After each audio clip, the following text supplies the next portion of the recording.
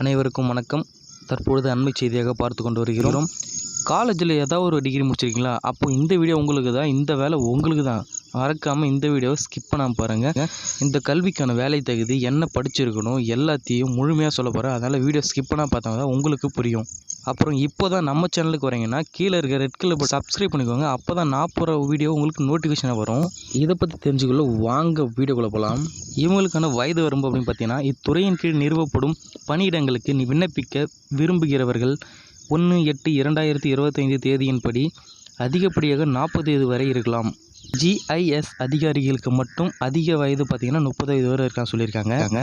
கல்வி தகுதி பார்த்திங்கன்னா, இந்த ப்ராஜெக்ட் அசோசியேட் பதவிக்கு ஏதேனும் ஒரு பட்டப்படிப்பை முடித்திருக்க வேண்டும் மற்றும் சுற்றுச்சூழல் அறிவியல், சுற்றுச்சூழல் மேனேஜ்மெண்ட் ஆகியவற்றில் பட்டப்படிப்பு முடித்தவர்களுக்கு முன்னுரிமை அளிக்கப்படும் அப்படின்னு சொல்லியிருக்காங்க. அதே போல் சுற்றுச்சூழல் சார்ந்தவற்றில் 2 ஆண்டுகள் அனுபவம் பெற்றவர்களுக்கு முன்னுரிமை உண்டு அப்படின்னு சொல்லியிருக்காங்க. விண்ணப்பதாரர்கள் கட்டாயம் ஆவணப்படுத்துதல் மற்றும் டிராஃபிட்டிங் அனுபவம் பெற்றிருக்க வேண்டும் அப்படின்னு சொல்லியிருக்காங்க. அதே போல் சீனியர் கணக்கு அதிகாரி பதவிக்கு பிகாம் மற்றும் வணிகம், கணக்கியல் அல்லது அதற்கு நிகரானவற்றில் பட்டப்படிப்பு ஏதாவது முடிச்சிருக்கணும் அப்படின்னு சொல்லியிருக்காங்க.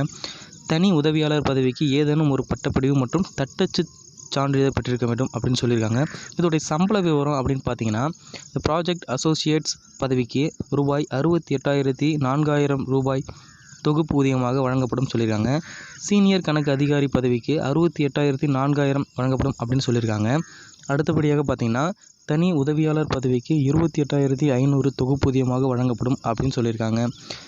அடுத்தபடியாக பார்த்தீங்கன்னா, GIS அதிகாரி பதவிக்கு மாதம் 34,000 தொகுப்பூதியமாக வழங்கப்படும் அப்படின்னு சொல்லியிருக்காங்க.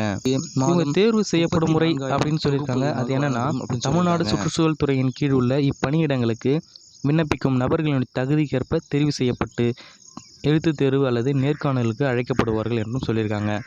அடுத்தபடியாக பார்த்தீங்கன்னா, அப்புறம் இந்த எக்ஸாமுக்கு எப்படி அப்ளை பண்ணுறது அப்படின்றத லிங்க் உங்களுக்கு கொடுக்குறேன். அந்த லிங்க் மூலயமா போயிட்டு நீங்கள் அப்ளை பண்ணிக்கலாம். இந்த வீடியோ உங்களுக்கு யூஸ்ஃபுல்லாக இருக்கும்னு நான் நினைக்கிறேன்.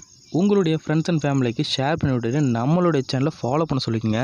இது போல் மேலும் தகவலை தெரிஞ்சுக்கொள்ள நம்மளோட சேனலை ஃபாலோ பண்ணிக்கோங்க. பண்ணுற லிங்க்கை மறக்காமல் நான் டிஸ்கிரிப்ஷனில் ஷேர் பண்ணிடுறேன். நீங்கள் செக் பண்ணிக்கோங்க. மேலும் முக்கியமான தகவல் என்னென்னு பார்த்தீங்கன்னா, இது லாஸ்ட் டேட்டு ஆகஸ்ட் 15 வரல தான். எவ்வளோ சீக்கிரம் முடியுமோ அவ்வளோ சீக்கிரம் போய் அப்ளை பண்ணுங்கள் ஆன்லைனில்.